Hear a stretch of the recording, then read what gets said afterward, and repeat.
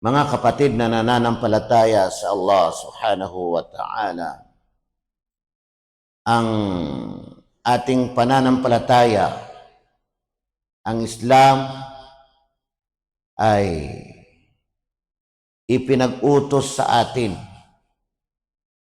dito sa ating pananampalataya ang pagdarasal, ang pagsasagawa ng sala.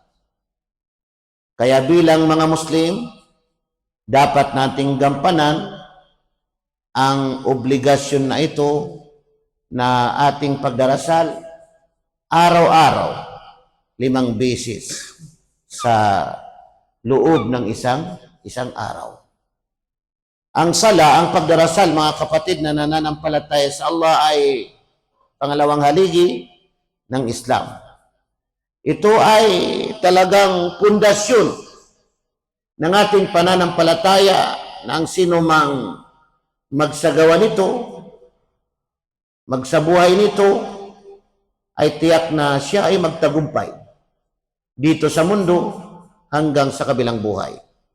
Pero ang sino man ang tumanggi, hindi magsagawa, hindi magsabuhay ng sala, pagdarasal, ay wala siyang sisisihin,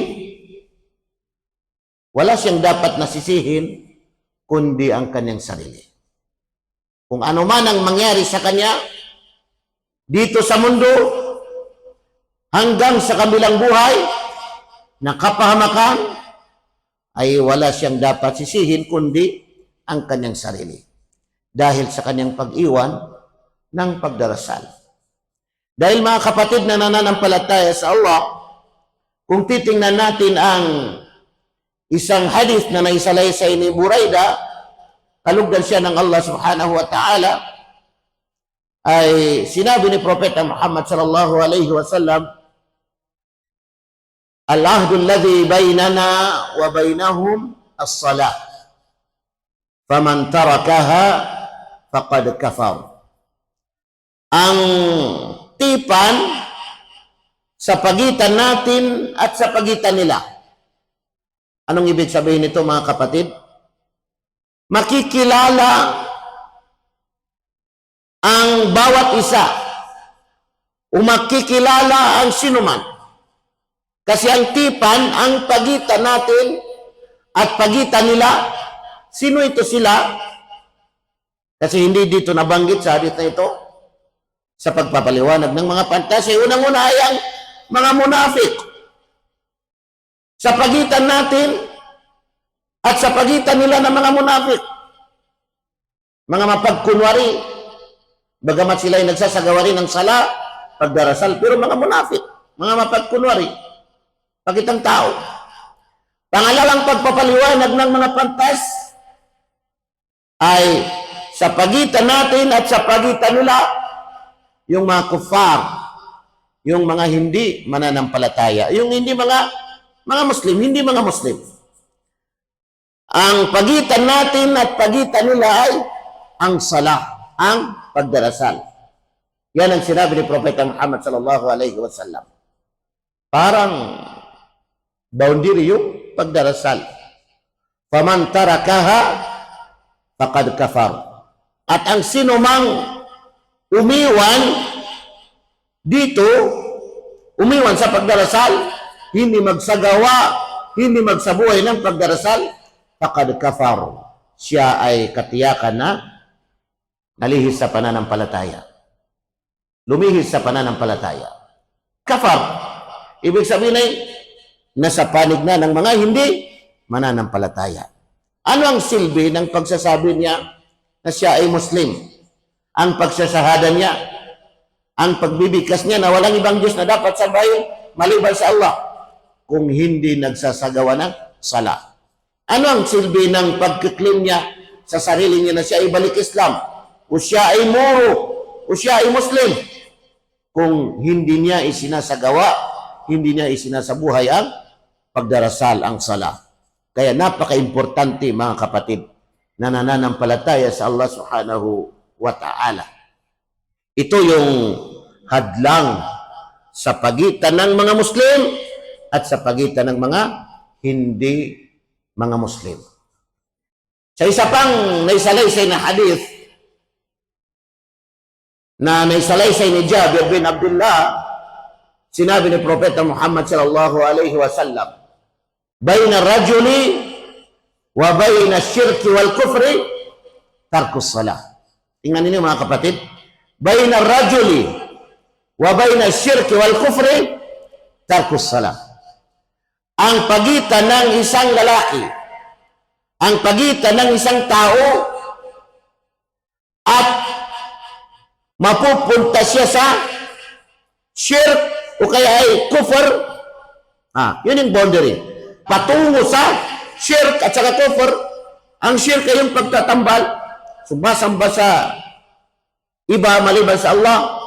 Ang kufr, ang hindi pananampalataya, lumihis sa pananampalataya. Ang pagitan nila ay bayna rajuli wa bayna syirki wal kufri tarkus salah, ang pag-iwan ng pagdarasal. Ang pag-iwan ng pagdarasal. Kasi shirk, mushrik, nagtatambal sa Allah. Kufr, kafir, hindi mananampalataya.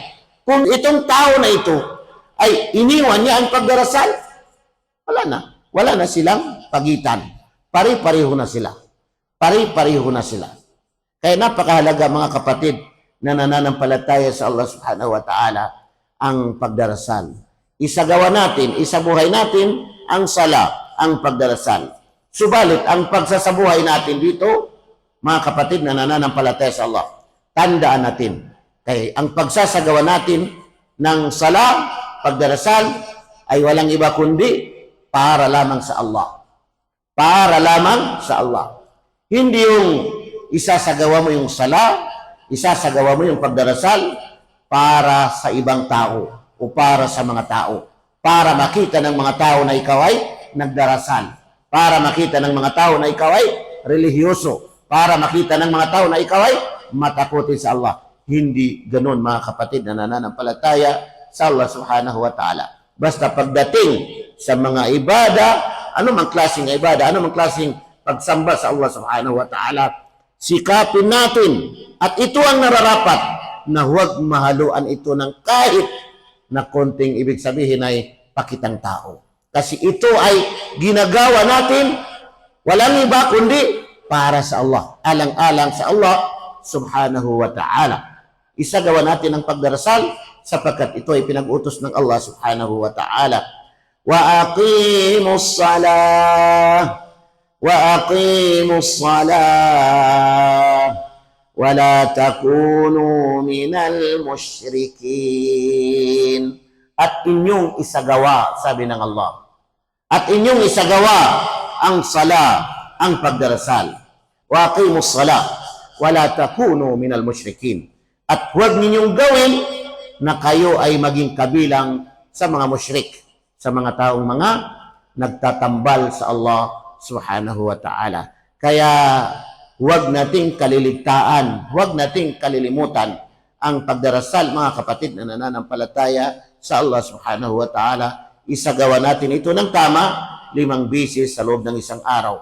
Nang pagsasagawa natin dito ay walang iba, hindi para sa mga tao, hindi pakitang tao, kundi ang pagsasagawa natin ay para lamang ito sa Allah subhanahu wa ta'ala. May ikhlas, may taos puso dito sa ating puso, kundi ito ay para lamang sa Allah subhanahu wa ta'ala.